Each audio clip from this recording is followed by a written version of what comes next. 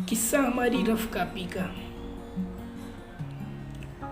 हर subject की copy अलग अलग बनती थी, परंतु एक कॉपी ऐसी थी जो हर सब्जेक्ट को संभालती थी। उसे हम रफ कॉपी कहते थे।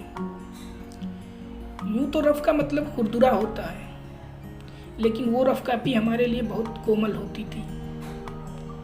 कोमल इस संदर्भ में कि उसके पहले पेज पर हमें कोई इंडेक्स नहीं बनाना होता था, नहीं शपथ लेनी होती थी कि इस कॉपी का एक भी पेज नहीं फाड़ेंगे या इसे साफ रखेंगे। उस कॉपी पर हमारे किसी न किसी पसंदीदा व्यक्तित्व का चित्र होता था। उस कॉपी के पहले पन्ने पर सिर्फ हमारा नाम होता था। जी हाँ, हमारा नाम। और आखिरी पन्नों पर अजीब सी कलाकृतियाँ, राजा मंत्री चोर सिपाही के पर्ची वाले खेल का स्कोर कार्ड। उस रफ कॉपी में बहुत सी यादें होती थी, अनकहा प्रेम, अनजाना सा गुस्सा, कुछ उदासी, कुछ दर्द।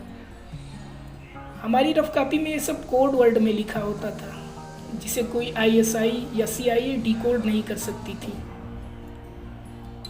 उस पर अंकित कुछ शब्द, कुछ नाम, कुछ चीज़ें ऐसी थी जिन्हें मिटाया जाना हमारे लिए असंभव था।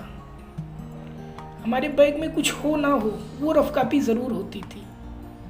आप हमारे बैग से कुछ भी ले सकते थे, पर वो रफ कॉपी नहीं।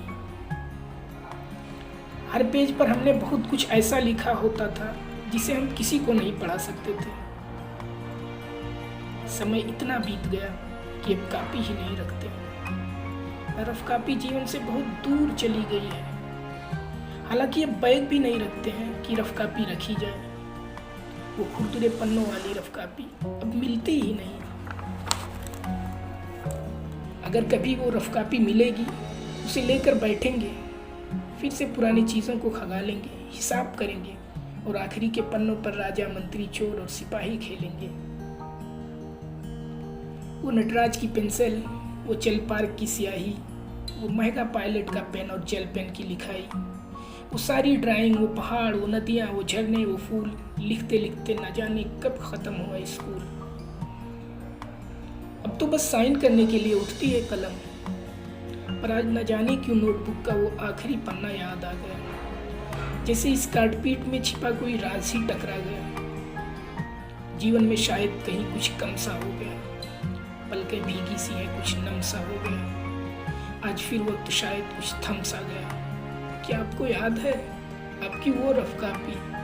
जी हाँ, रफ कॉपी।